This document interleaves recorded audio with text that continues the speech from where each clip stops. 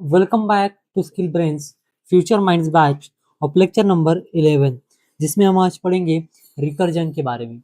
यानी कि रिकर्जन होता क्या है, रिकर्जन का बेसिक इंट्रोडक्शन देखेंगे, वर्किंग देखेंगे, उसका फंक्शन डिजाइन देखेंगे, एडवांटेजेस डिसएडवांटेजर और लाइव प्रैक्टिस भी करेंगे।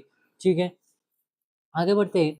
अब लास्ट लेक्चर की अगर रिवीजन करूं तो हमने पढ़ा था फंक्शंस, फंक्शंस के बारे में, फंक्शंस को डिक्लेयर कैसे करते हैं, फंक्शन कॉल क्या होता है, आर्ग्यूमेंट्स क्या होते हैं और नॉन आर्ग्यूमेंट्स फंक्शन क्या होते हैं।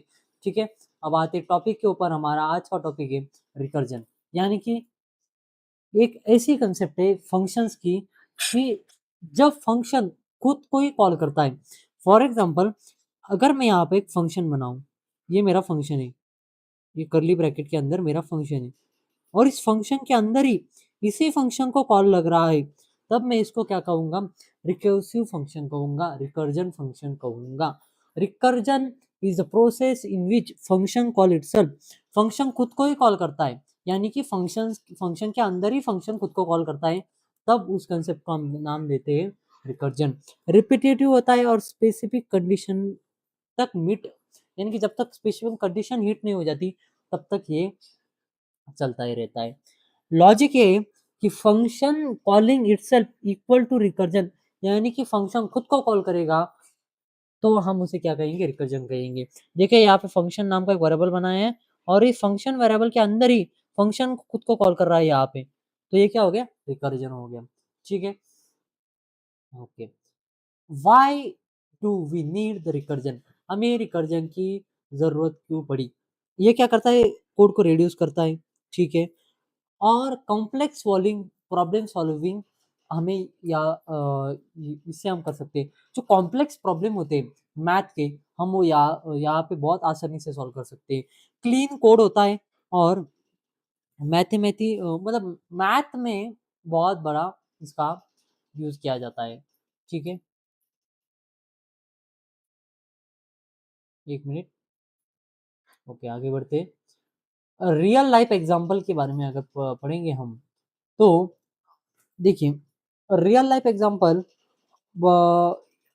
यहाँ पे ऐसा होगा कि हम एक सब प्रोग्राम, हमें 5 स्टेप रीच करने हैं। ठीक है, 5 सीढ़ियाँ चढ़नी है, 5 स्टेप हमें करने हैं, तो हमें उस प्रॉब्लम को सॉल्व करने के लिए रिपीटेटिव सब प्रोग्राम बनाने पड़ेंगे।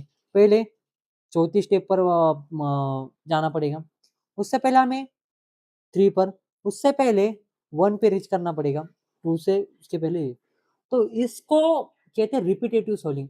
मतलब हमें 5 तक पहुंचना है तो पहले हमें 2, 1, 3, 4, फिर 5 होगा। मतलब हमें यहाँ तक पहुंचने के लिए यहाँ से जाना पड़ रहा है, और ऐसा कुछ काम करने के लिए हम रिकर्जन का इस्तेमाल करते हैं। रिकर्जन और क्या है हम समझ लेते हैं। ठीक है, देखिए आप, स्ट्रक्चर ऑफ रिकर्जन क्या है, बेसिक कंडीशन होती है, मतलब एक बेस कंडीशन होती है, उसके ऊपर जो होता है वो रिकर्जन काम करता है। इसेंशियल होता है ये बहुत जरूरी होता है, क्योंकि हमें स्टॉप करना होता है फंक्शन कॉलिंग इटसेल्फ, यानी कि हमें रिकर्जन स्टॉप करने के लिए एक बेस कंडीशन लगानी पड़ती है। जैसे हम while, do while loop, if statement में एक कंडीशन लगाते थे यहाँ पे जाके रुकना चाहिए, वैसे ही हमें उस बेस कंडीशन लगानी पड़ती है कि हम रिकर्जन को रोक पाए। यहाँ पे कंडीशन देखिए, हम यहाँ पे फंक्शन के अंदर इफ कंडीशन का इस्तेमाल, इफ स्टेटमेंट का इस्तेमाल कर कर एक कंडीशन दे रहे हैं, और जब ये कंडीशन सेटिस्फाइड हो जाएगी तो क्या होगा, ये जो रिकर्जन है वो स्टॉप हो जाएगा, यानी कि जो रिकर्सिव कॉल है वो बंद हो जाएगा।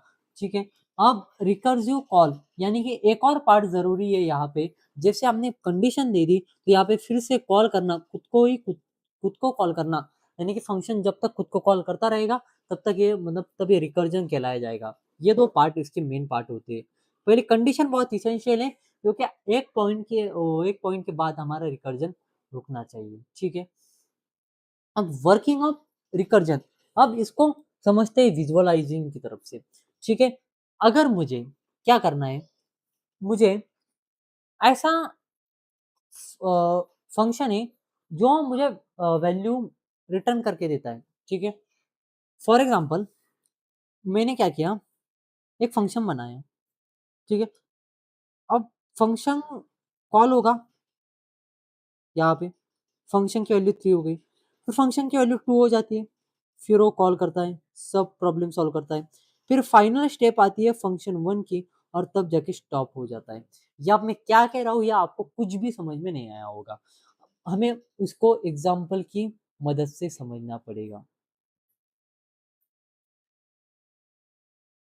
ठीक है?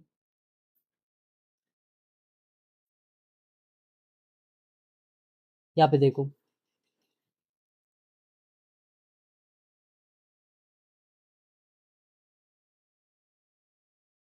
ठीक है? अब समझते हैं फैक्टोरियल के प्रोग्राम को। अब फैक्टोरियल क्या होता है सबसे पहले समझते हैं। फैक्टोरियल अगर मैं कहूँ 2 का फैक्टोरियल 2 का फैक्टोरियल इसका मतलब हो गया ये इक्वल टू हो गया 2 इंटू 1। ठीक है? अगर मैं कहूँ 6 का फैक्टोरियल ये हो जाएगा 6 into 5 into 4 into 3 into 2 into 1 ये हो गया जाएगा 6 का फैक्टोरियल ये जिससे यहाँ का 5 होता है। अभी इस प्रॉब्लम को सॉल्व करने के लिए हम करते हैं यूज रिकर्जन का।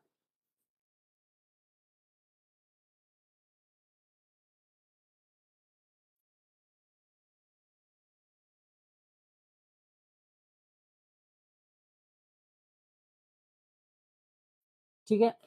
यहाँ पे आपको समझ में आ गया होगा। तो अब हम पढ़ते हैं एडवांटेजेस ऑफ रिकर्जन के बारे में।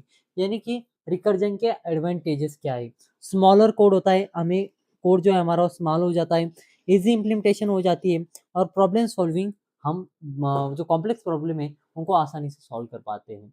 डिसएडवांटेजेस मेमोरी यूजेज बहुत होता है हम जब रिकर्जन का इस्तेमाल करते हैं। सबसे बड़ी जो स्पीड स्लो जो होती है स्लो होती है और डिफिकल्ट डिबगिंग होती है। यहाँ पे डिबग करना बहुत डिफिकल्ट होता है। ये बहुत मुश्किल काम है डिबग करना इसको, ठीक है?